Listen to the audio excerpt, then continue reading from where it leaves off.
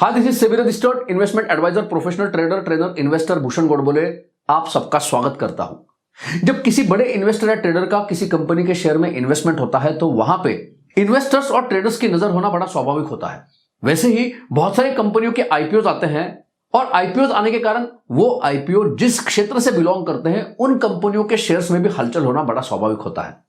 इसको ध्यान में रखते हुए प्रैक्टिकली किस प्रकार से ट्रेड करें या इन्वेस्टमेंट की रणनीति हो, अगर जानना चाहते हो तो आज के एपिसोड को ध्यान से देखना।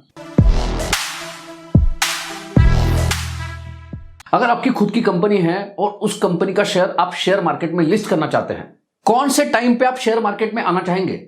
जब मार्केट में बहुत मंदी है, जब बहुत सारे मार्केट में लोग आना नहीं चाहते हैं, उस समय आप अपनी कंपनी का शेयर मार्केट में लिस्ट करना चाहेंगे? या उस समय लिस्ट करना चाहेंगे जब मार्केट में बहुत बड़ी तेजी है, जब मार्केट में बहुत सारे लोग आना चाहते हैं और आपके शेयर को बहुत अच्छा दाम दे सकते हैं? आंसर बड़ा आसान है। उस समय आप शेयर मार्केट में आना चाहेंगे जब मार्केट में बहुत बड़ी तेजी है। अगर हम इस प्रकार से सोच विचार करते हैं तो प्रमोटर्स इसी प्रकार से सोच विचार करना स्वाभाविक होता है। और इसीलिए इंटेलिजेंट इन्वेस्टर में सर बेंजामिन ग्राहम कहते हैं, जब मार्केट में बहुत बड़ी तेजी होती है तो उस समय बहुत सारी कंपनियों के आईपीओ आना भी स्वाभाविक होता है और उस समय इन्वेस्टर्स को इंटेलिजेंटली कॉशियस होना बहुत जरूरी होता है। अब जिस कंपनी का आईपीओ आ रहा है वो जिस सेक्टर से कंपनी बिलोंग करती है, उस सेक्टर से बिलोंग करने वाली जो ऑलरेडी शेयर मार्केट में लिस्टेड कंपनियां हैं, उन कंपनियों के शेयर में भी उस समय हलचल होना, बड़ी हलचल होना, वो भी स्वाभाविक है। अब इन प्रकार की कंपनियों में किसी बड़े ट्रेडर या इन्वेस्टर का इन्वेस्टमेंट हो तो किस प्रकार से सोच विचार करें, प्रैक्टिकली एग्जांपल के साथ समझते हैं। आने वाले समय में कौन से कंपनियों के इनिशियल पब्लिक ऑफर आ रहे हैं, मतलब कौन से कंपनियों के शेयर्स पब्लिकली अवेलेबल होने वाले हैं, ये कहां पे पता करें? नेशनल स्टॉक एक्सचेंज और बॉम्बे स्टॉक एक्सचेंज के वेबसाइट के ऊपर हम ये चेक कर सकते हैं। वैसे ही हमारा जो एप्लीकेशन है आर्या मनी, इसको अगर आप डाउनलोड करते हैं तो उसमें भी ये सुविधा हम प्रोवाइड कर रहे हैं। अब आने वाले समय में नजारा टेक इस कंपनी का आईपीओ आ रहा है। ये कंपनी ऑनलाइन गेमिंग इंडस्ट्री से बिलोंग करती है। अब इस कंपनी के बारे में कुछ इंपॉर्टेंट फैक्ट्स को समझना बहुत जरूरी है। यूजुअली जब इनिशियल पब्लिक ऑफर आती है तो इनिशियल पब्लिक ऑफर के माध्यम से कंपनी जो है पब्लिक से पैसा इकट्ठा करती है और बदले में पब्लिक को शेयर्स मिलते हैं। जो पब्लिक से पैसा मिलता है उस पैसों का कंपनी बिजनेस एक्सपांशन के लिए, बिजनेस रिस्ट्रक्चर करने के लिए इस्तेमाल करती है। लेकिन नजारा टेक इस आईपीओ का अगर एनालिसिस करे तो यह समझ में आ रहा है, यहां पे पब्लिक से नया इक्विटी कैपिटल रेज करने के जगह पे अब कुछ एग्जिस्टिंग शेयर होल्डर्स अपने शेयर्स आईपीओ के माध्यम से पब्लिक को दे रहे हैं। ज्यादा जानकारी के लिए लिंक डिस्क्रिप्शन में दे रहे हैं। अब दूसरी इंपॉर्टेंट फैक्ट यह है, इस कंपनी में भारत के बड़े इन्वेस्टर का इन्वेस्टमेंट है। और तीसरी इंपॉर्टेंट फैक्ट यह है, किसी बड़े इन्वेस्टर का अगर यहां पे इन्वेस्टमेंट है, इसलिए यहां पे ब्लाइंडली इन्वेस्टमेंट करना सही डिसीजन नहीं होगा।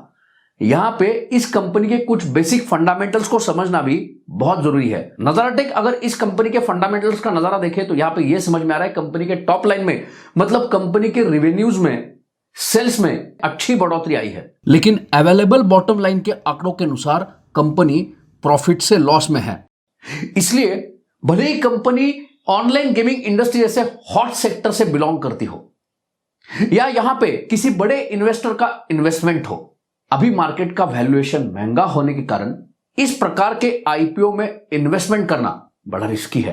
हाई वैल्यूएशन पे आईपीओ के गेम को समझना कॉमन इन्वेस्टर के लिए बहुत जरूरी है और वैसे भी समझने वाले को इशारा काफी है। अब नजारा टेक ये कंपनी ऑनलाइन गेमिंग इंडस्ट्री से बिलोंग करती है तो इस क्षेत्र से जुड़ी हुई और कंपनियां जो ऑलरेडी लिस्टेड है मार्केट में, वहां पे हलचल होना बड़ा स्वाभाविक होगा। लेकिन इस इंडस्ट्री में इंटरेस्टिंग फैक्ट यह है, एक ही ऐसी कंपनी है जो भी शेयर मार्केट में लिस्टेड है। उस कंपनी का नाम है डेल्टा कॉर्प लिमिटेड। अब यहां पे और इंटरेस्टिंग फैक्ट को समझना पड़ेगा, इस कंपनी के शेयर में भी बड़े इन्वेस्टर का इन्वेस्टमेंट है। अब किसी भी कंपनी में कितने भी बड़े इन्वेस्टर या ट्रेडर का इन्वेस्टमेंट हो, अगर हम वहां पे ट्रेड करने जा रहे हैं तो पहले मार्केट का वैल्यूएशन देखना है, उसके बाद मार्केट की डायरेक्शन देखनी है और उसके बाद जिस शेयर में ट्रेड कर रहे हैं उसकी डायरेक्शन चेक करनी है। क्या यहां पे तेजी के आसार बन रहे हैं?